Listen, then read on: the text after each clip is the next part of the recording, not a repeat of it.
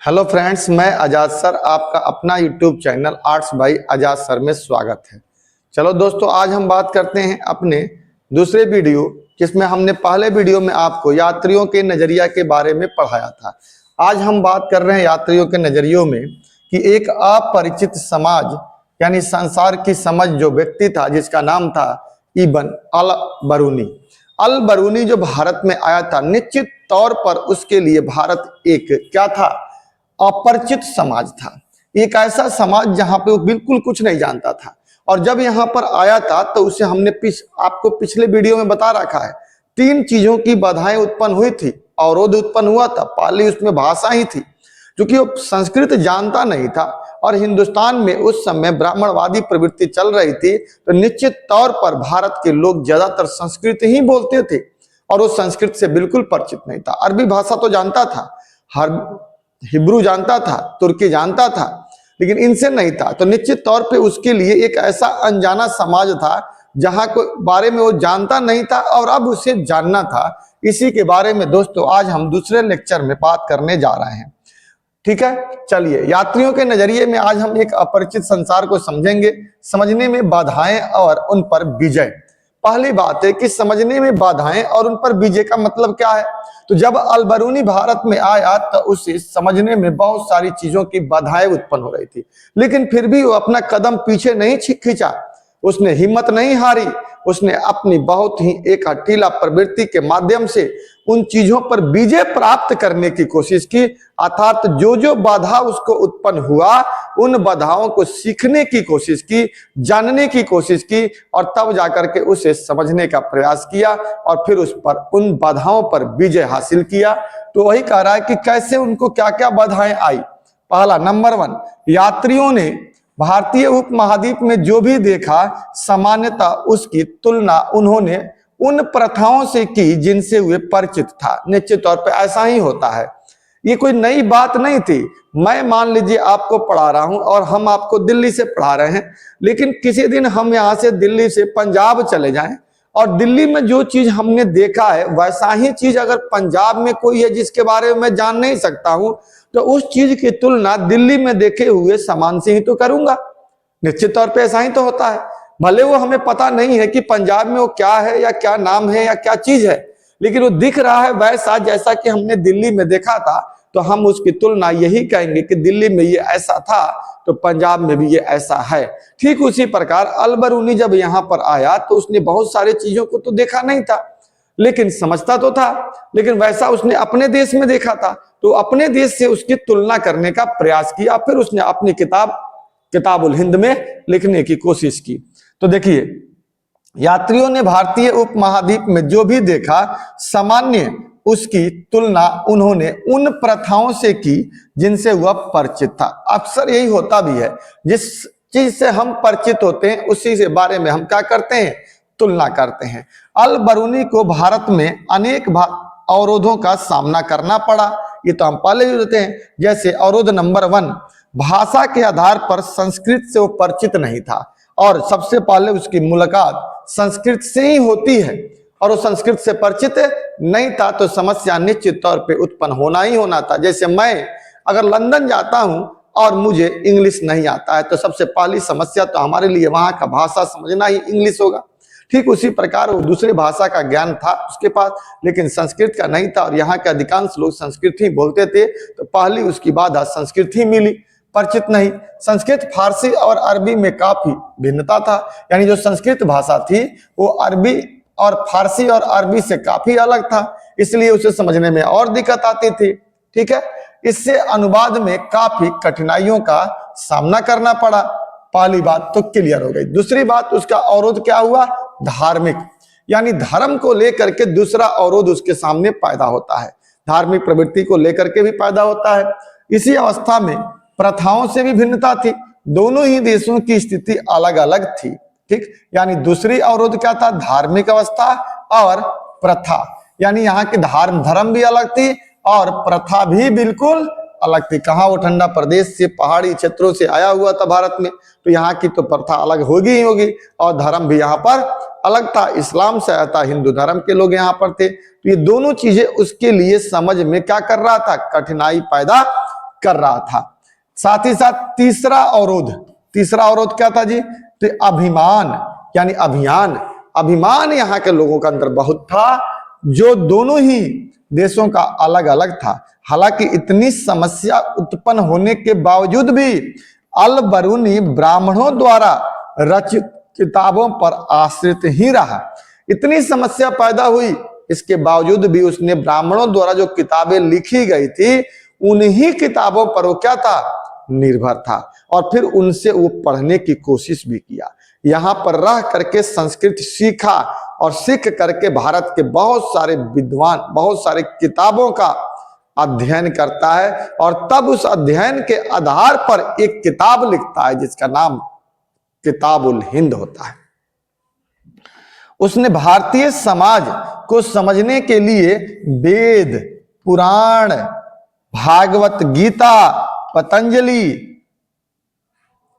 मनुस्मृति का सहारा लिया। मतलब इन सब किताबों को समझा, पढ़ा, देखा और संस्कृत सीखा, फिर पढ़ा और समझने की कोशिश किया, सहारा लिया और एक अपरिचित संसार को समझने में सफल रहा। और तब जाकर के जो संसार के बारे में वो नहीं जानता था, यहाँ के भाषा को समझ करके सीख करके और तब यहाँ के लोगों के बारे में जानने की कोशिश की। निश्चित तौर पर अल बरूनी अपनी कठिनाइयों को सफल करने में बड़ी मेहनत की और तब जाकर के उन कठिनाइयों पर विजय प्राप्त करने में सफलता भी प्राप्त किया।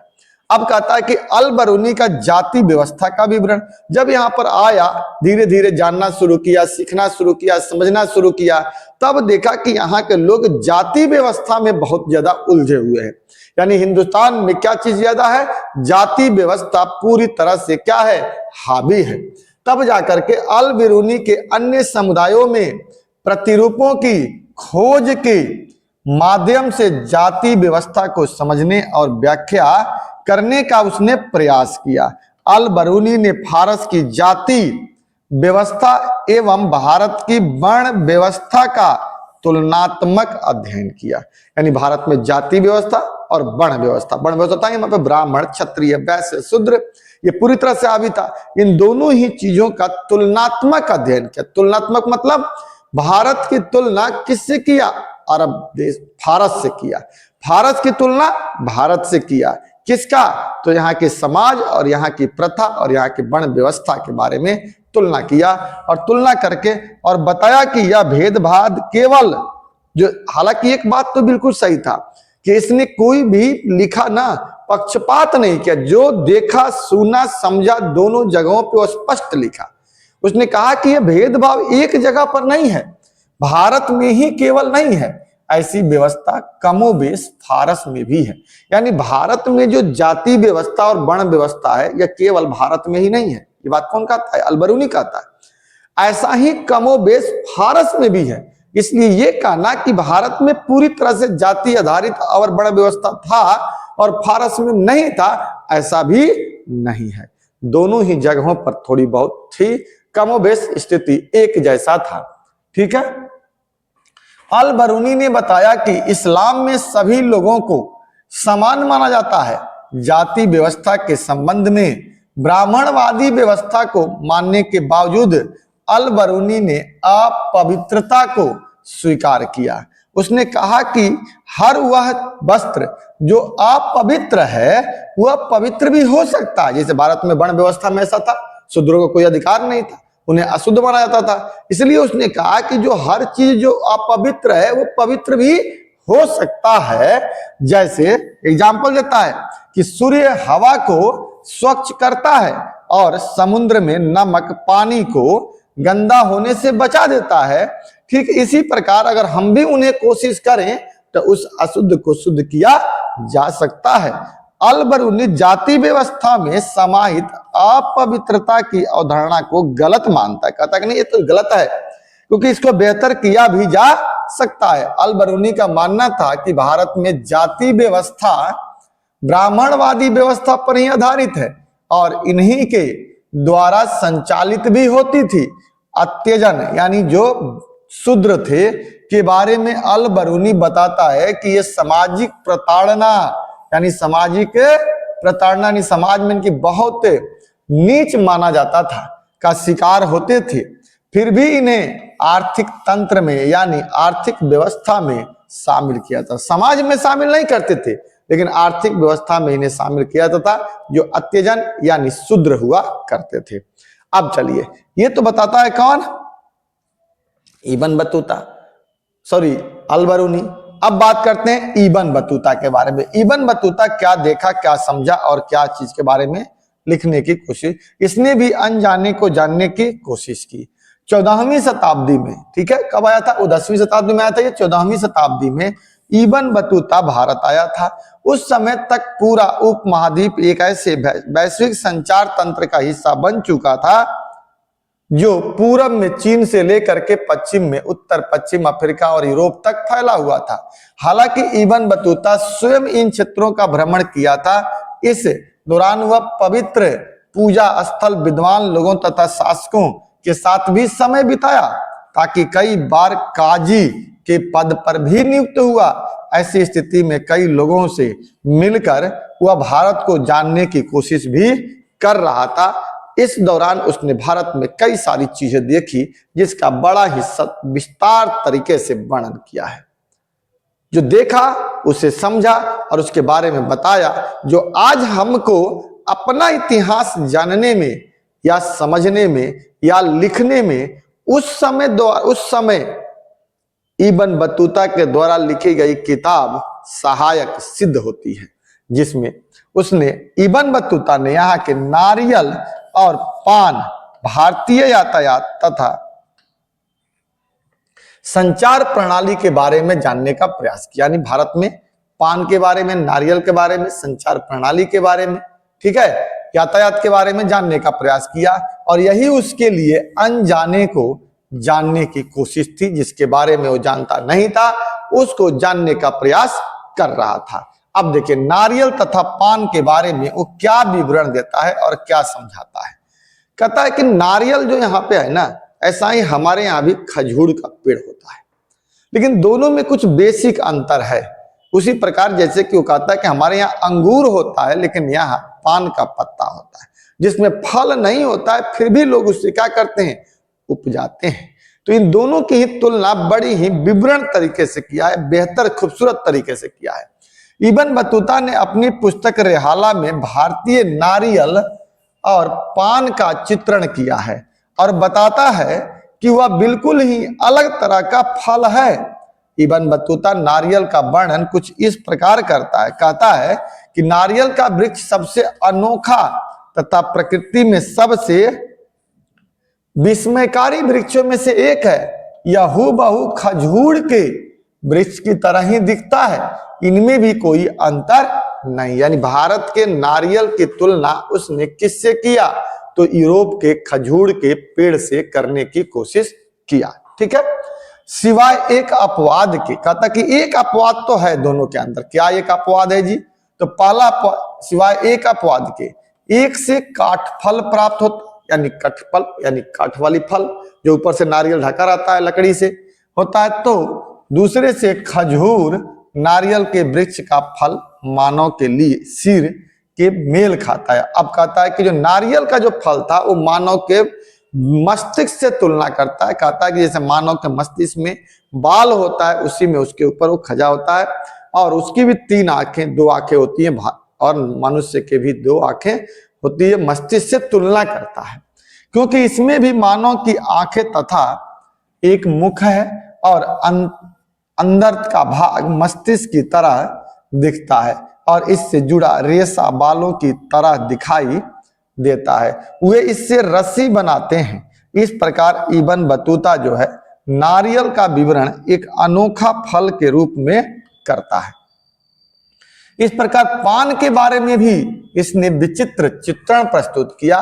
वह बताता है कि पान ऐसा वृक्ष है जिसे अंगूर की लत्ता की तरह ही उगाया जाता है। पान का कोई फल नहीं होता, केवल इसे पत्तियों के लिए उगाया जाता है। पत्तियों में खाने के लिए सुपारी लिए जाते हैं, इसमें कथक लगाया जाता है। इस प्रकार इब्न बतूता ने पान और नारियल का बहुत ही अच्छी तरह से चित्रण प्रस्तुत किया है। क्या किया है? दोनों का ही चित्रण बहुत ही बेहतर तरीके से क्या किया है, प्रस्तुत किया है। ठीक है, आगे कहता है कि इबन बतूता और भारतीय शहर का भी तुलना करता है, यानी उसने पान और नारियल का तो तुलना कर दिया, साथ ही साथ तो भारत के शहर का भी बहुत अच्छे से वर्णन करता है। कहता है कि भारतीय शहरों का जीवन विवरण किया, जैसे भीड़ भाड़ वाली सड़कें, चमक दमक वाले बाजार आर्थिक गतिविधियों का केंद्र होता था। इबन बतूता दिल्ली को एक बड़ा शहर, विशाल आबादी वाला तथा भारत का सबसे बड़ा शहर बताता है। किसको? दिल्ली को बताता है कि सबसे बड़ा शहर था।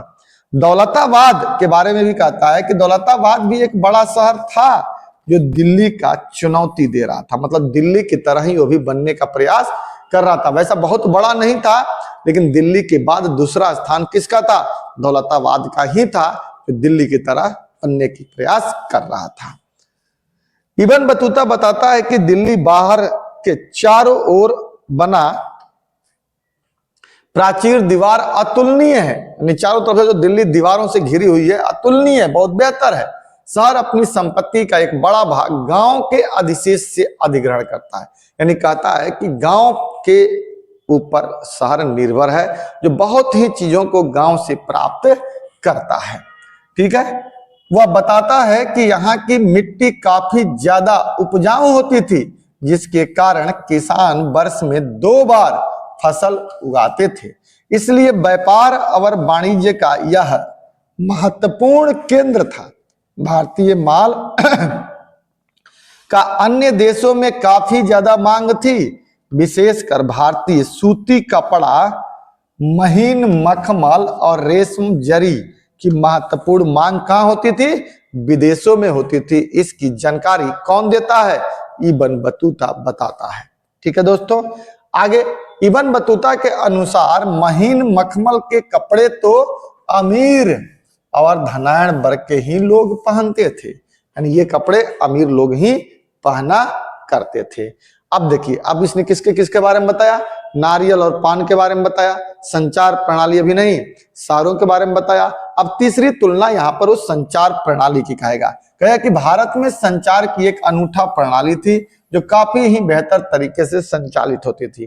कहता है कि व्यापारियों को प्रोत्साहित करने के लिए राज्य विशेष उपाय करता था, यानी कि व्यापार ज्यादा से ज्यादा हो। व्यापारिक मार्गों पर सराय तथा विभाग गृह स्थापित करता था। सराय का मतलब होता है ठहरने का स्थान। जैसे हम यात्रा करते करते जा रहे हैं तो कहीं पे 10 मिनट आधा घंटा रुक जाएं, पेड़ पौधे लगे होते थे, नल कल लगे रहते थे, छांव का व्यवस्था था, और रुक करके फिर आगे बढ़ जाए तो उसे हम सराय कहते हैं। जैसे आज के डेट में कहीं पे बस स्टॉप होता है।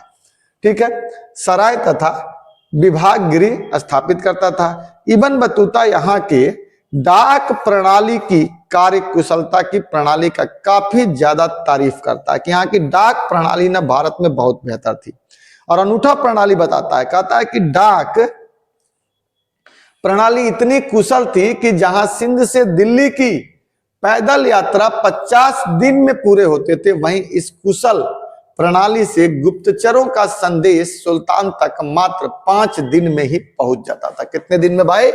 5 दिन में पहुंच जाता था। भारत में 2 प्रकार की डाक प्रणाली का व्यवस्था कहता है। एक कहता है अश्वडावक, अश्वडाक व्यवस्था, जिसे हम उलूक कहते थे, यानी घोड़ा लेकर के संदेश को जाते थे एक जगह से दूसरे जगह पर, तथा हर 4 मील की दूरी पर एक स्थापित होता था। राजकीय घोड़ों द्वारा संचालित होता था ये, यानी कहने का मतलब कि जैसे मान लीजिए एक आदमी यहाँ से चला, यहाँ दूरी दूरी पर व्यक्ति घोड़ा पर रहता था, ये सामान इसको दिया, फिर लेके भागा ये, फिर इसको भागा, इससे भागा तेजी से, फिर यहाँ पे घूम के आता था, फिर यहाँ से यहाँ, फिर यहाँ से यहाँ, फिर यहाँ से यहाँ, और इस तरह से एक 4 मील की दूरी पर घोड़े रहते थे और बड़ी तेजी से एक जगह से दूसरी जगह तक स्थान को पहुंचा दिया जाता था। ठीक है,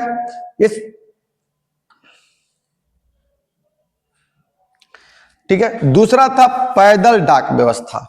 ठीक है, पैदल, जिसे प्रति मील 3 अवस्था में बांटा गया था, जिसे हम दावा कहते थे, यानी एक उलूक था और एक दावा कहता था। इससे एक व्यक्ति एक हाथ में कुछ पत्र लिए हुए तेजी से, दूसरे हाथ में घंटी वाला छड़ होता था और तेजी से दौड़ते हुए दूसरे को देता था और दूसरा तीसरे को इसे ही दावा कहा जाता था। यानी भारत में दो प्रकार के संचार प्रणाली से वो काफी प्रभावित हुआ।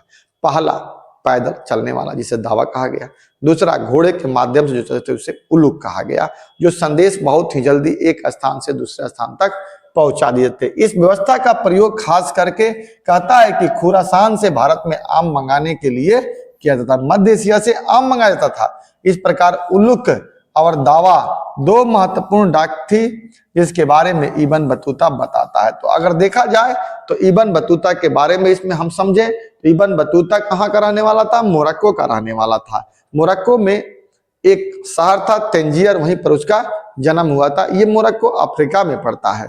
वहां पर एक अच्छे परिवार में इसका जन्म हुआ था। वहां से भारत भ्रमण के लिए निकला था। भारत में 1333 से दुनिया के भ्रमण के लिए निकला था। 1333 ईस्वी में सिंध और सिंध के रास्ते 40 दिन में दिल्ली पहुंचा था। 33 में ही यहाँ पर मोहम्मद बिन तुगलक शासन करता था।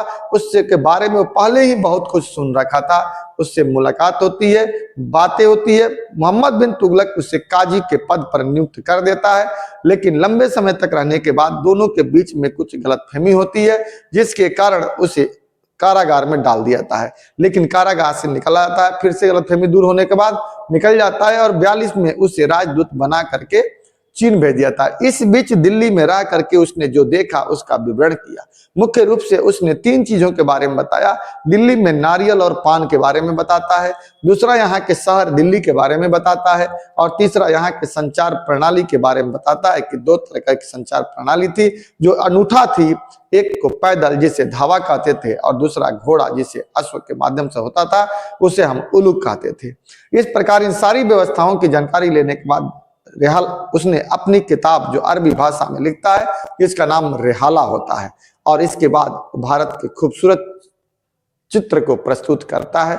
ये इब्न बतूता भारत के बारे में विवरण देता है जो हमने आपको पढ़ाया। ये आपका चैप्टर नंबर 5 के बारे में हम लोग चर्चा कर रहे थे।